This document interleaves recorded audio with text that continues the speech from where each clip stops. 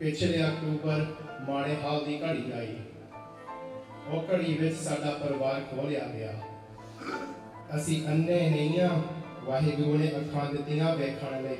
Punjab radio USA ने शुरू तो साडा साथ दिता। सानू विश्वास है कालियां वाले ते, ए दुनिया ते कोई नहीं जिहड़ा साडा हौसला तोड़ लवे। असी नहीं डरदे ना असी टलदे।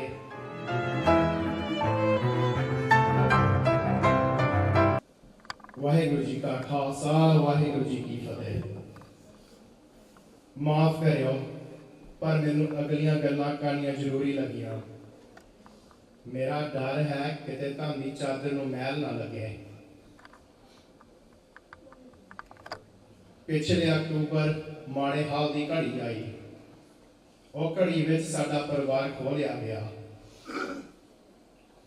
वो दुख दे समय विच असी चाहुंदे सी अपने जख्मां नूं संभालना, पर दुनियादारी बंदे दी पिठ नहीं छड्डदी। कुछ मीडिया ने भी चाल खेडी, साडे दुख नूं कंट्रोवर्सी दी मशहूरी बना के अपनी जेबां भरियां। कई अपने मदद दे पड़दे पिछों साडे फायदे लई गए। असी अन्ने नहीं हाँ, वाहिगुरू ने अखां दित्तियां वेखण लई। असी गूंगे नहीं हाँ, वाहिगुरू ने ज़बान दित्ती आ बोलण लई।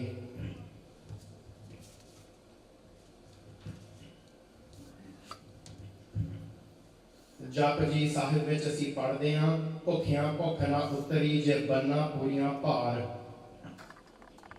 बाणी सच है क्योंकि असी दिल दा मास भी खवा बैठे, पर फिर भी कईयां दे ढिड नहीं रजे।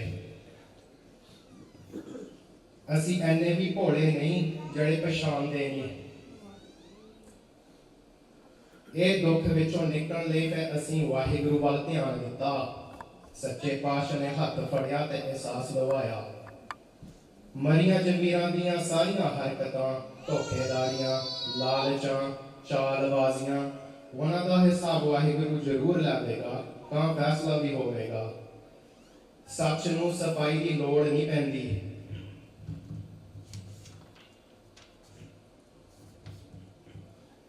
सारा कुछ सिर्फ माड़ा ही नहीं रहा, चंगियाई भी है। ABC 30 न्यूज़ नाले पंजाब रेडियो USA ने शुरू तो साडा साथ दिता।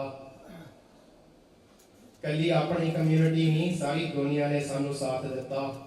विजल इत्थे भी तुसी लाए, तां दुनिया दे खुंजे खुंजे भी लाए।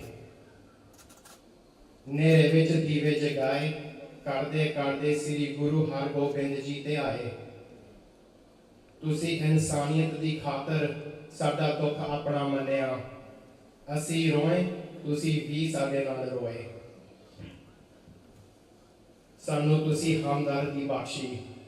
करदे करदे श्री गुरु हरकृष्ण जी ते आए, जिस डिठे सब दुख जाए। तुहाडी सपोर्ट साडे लई किन्ने मायने रखदी है, ये मैं लफ्ज़ां विच बयान नहीं कर सकदा।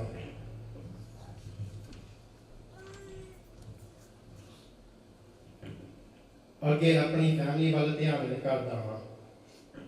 साडी भाभी दा शेरां शेरनियां वाला जिगरा टुटिया नहीं। दोने मां तां पिता दा फर्ज निभाउंदी है। अपने सोहरे घर रह के अपने बजुर्ग सोहरियां नूं अपना मां प्यो दी इज्जत दिंदी है। साडे बच्चे एक होर कम्यूनिटी विच वस गए हन।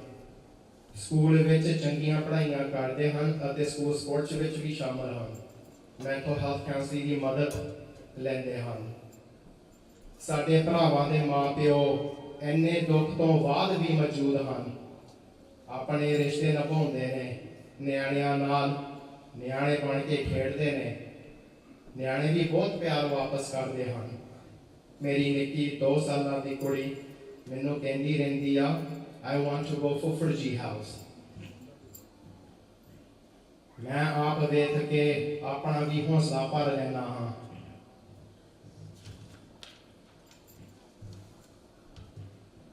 अपनी स्पीच खत्म करने लई आखिरी गल कहना चाहता हाँ। सानू विश्वास है कालियां वाले ते ए दुनिया ते कोई नहीं जड़ा साडा हौसला तोड़ लवे। असी नहीं डरदे ना असी टलदे, साडा मन नीवा मत उच्ची। आखिर वादा घाटा भोचक माफ करनी। वाहिगुरू जी का खालसा वाहिगुरू जी की फतेह।